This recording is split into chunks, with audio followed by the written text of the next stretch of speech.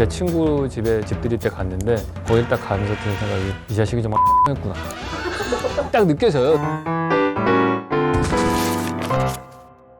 집주인 없을 때 하는 본격 남의 집 토크 유현진의 판타집 개론. 오늘의 의뢰인은 윤은혜님부터 시작하겠습니다. 윤은혜님이 원했던 집은 되게 독특하죠. 여러 명이 함께 살 수 있는 집이었어요. 한 20명 정도가 같이 살고 싶다.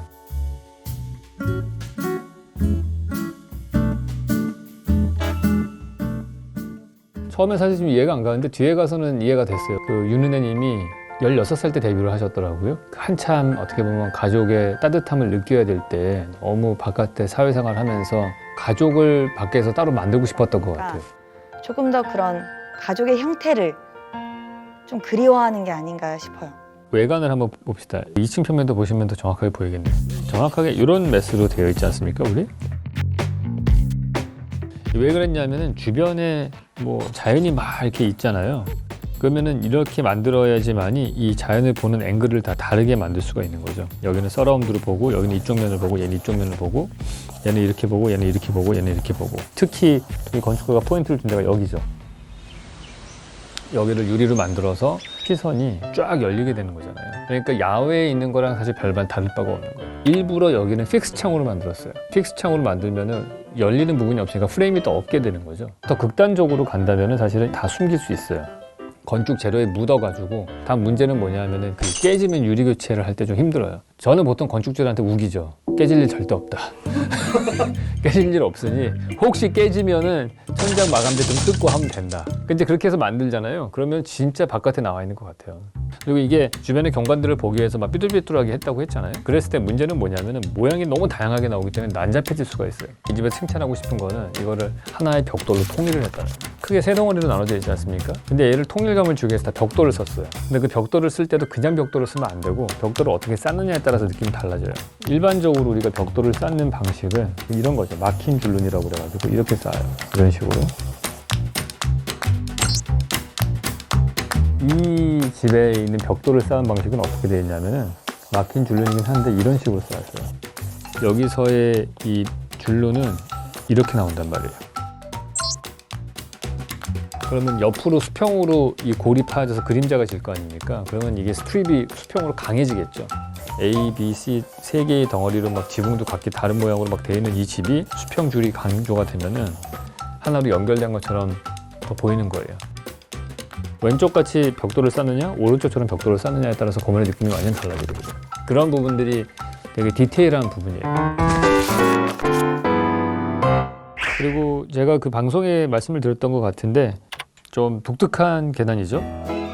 워낙 길잖아요. 어느 한 부분에서 좀 변화는 주긴 줘야 되는데 그걸 어중간하게 중간에 두면 좀 재미가 없는 거죠. 근데 여기 같은 경우는 이제 끝에서 3계단 정도는 나무를 쓰고 그 뒤에부터는 대리석 같은 이런 걸 써가지고 쭉 올라가게끔 만들어서 좀 짧은 계단처럼 보이게 하는 효과가 있고, 중요한 거는 이 마지막 계단을 이렇게 넓게 만들었거든요. 그러니까 계단이라고 하는 거는 1층의 세상에서 2층의 세상으로 올라가는 걸 연결해 주는 게 계단이죠. 여기서 우리가 관심 있게 봐야 되는 거는 이 부분이에요, 사실은. 여기서 여기로 갈 때 여기서부터 여기까지는 큰 변화가 없죠. 근데 계단과 1층이 만나는 부분, 계단과 2층이 만나는 그 경계부가 사실은 되게 특별한 경험이 돼야 되는 건데 1층이 됐을 때 마지막 판만 길게 만들어요.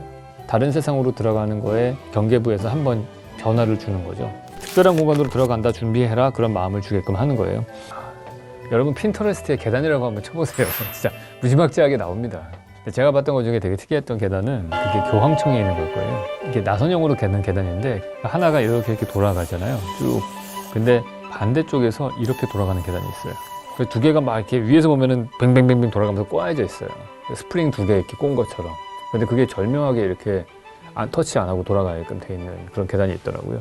주택에서는 사실은 사람들이 오르락내리락이 적을수록 좋거든요. 그러니까 수평 이동을 하고 주변의 환경이 바뀌는 건 괜찮아요. 근데 어떤 때 계단이 좋으냐면 인도를 쭉 걸을 때 옆에 카페가 있고 그 카페 옆에 데크가 딱 있잖아요. 2단 정도 올라가야지 데크가 있어요. 그 계단이 없다면 어떤 현상이 생기냐면은 인도를 걷는 사람의 시선의 높이는 1.5m고 옆에 데크에 앉아있는 사람은 앉아있을 때 눈높이가 그거보다 낮잖아요. 그렇기 때문에 이렇게 내려다보게 된단 말이에요. 카페에 앉아있는 사람들은 기분이 나쁜 거죠. 내가 창가에 앉아있는데 책을 보고 있는데 행인들이 계속 나를 내려다본다는 느낌이 들면 안 될 거 아니에요. 그래서 그걸 조금이라도 느낌을 좀 줄이기 위해서 하는 방법이 2가지인데 데크를 높이는 경우와 아니면 스툴 의자를 두는 경우. 카페 창가에는 스툴로 되어 있는 높은 의자가 있지 않습니까? 거기 앉아있을 때도 행인들과 눈높이를 맞추기 위해서 그렇게 한 거거든요. 우리가 스툴을 언제 어디 쓰냐 하면은 바에 바텐더랑 있을 때 쓰죠. 바에 가시면 이렇게 되고 여기 바텐더가 서 있어요. 내가 이렇게 높은 의자에 앉아있단 말이에요. 항상 다리가 둥 뜨게끔. 그 이유는 얘의 눈높이를 맞추기 위한 거거든요. 서서 서빙을 해야 되는 거고 나는 앉아서 서빙을 받아야 되는데 이게 의자가 낮다면 여기에 얘는 내려다보는 시선이 되잖아요. 그래서 요즘에 들어서는 새로운 형태로 만든 경우도 있어요. 바텐더가 서 있는 데를 낮추는 거예요. 땅을, 플로어를. 그러면 이 사람은 서서 서빙을 하고 나는 그냥 편안한 의자에 앉아 있어도 눈높이가 맞게끔. 눈높이를 어떻게 하느냐가 되게 중요한 포인트예요. 전에 말씀드렸는지 모르겠는데 동물원 얘기 했었잖아요, 제가. 동물이잖아. 나중에 합시다. 그거. 이게 이 눈높이를 보면은 옛날에 일본의 공모전에 있었어요. 도심 속에 동물원을 만드는. 제가 제일 마음에 들었던 작품이 뭐였냐면은 사람이 서서 있으면은 개나 양은 낮잖아요.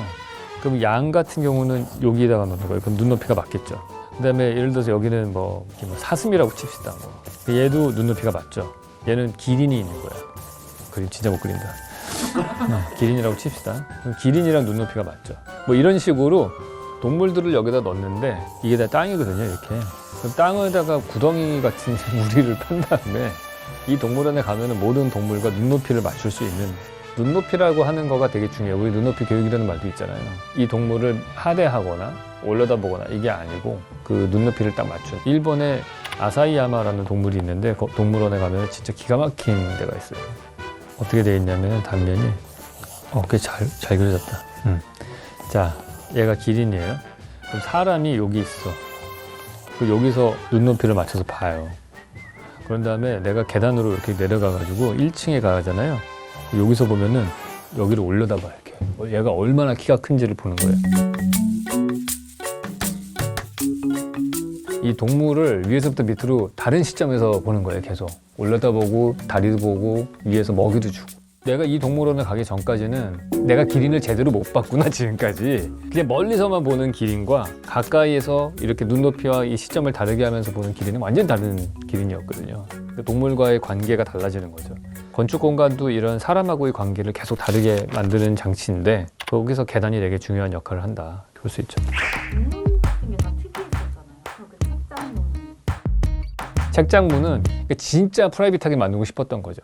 나만 아는 문으로. 제가 지난 시간에 말씀드렸잖아요. 그 기생충 설명하면서 중요한 공간으로 가려면 여러 개의 벽이 있어야 된다고. 타워 팰리스에 사는 사람 친구를 만나러 갈 때에는 경비 아저씨 3번을 거쳐야 되거든요. 제 친구 집에 집들이 때 갔는데 거길 딱 가면서 드는 생각이 이 자식이 정말 성공했구나. 딱 느껴져요. 내가 이 친구 만나러 갈 때 이렇게 어렵게 가야 되나? 경비 아저씨를 3명을 만나고 허락을 받아가지고 거기서 왔니 얘들아? 딱 그럼 끝난 거야.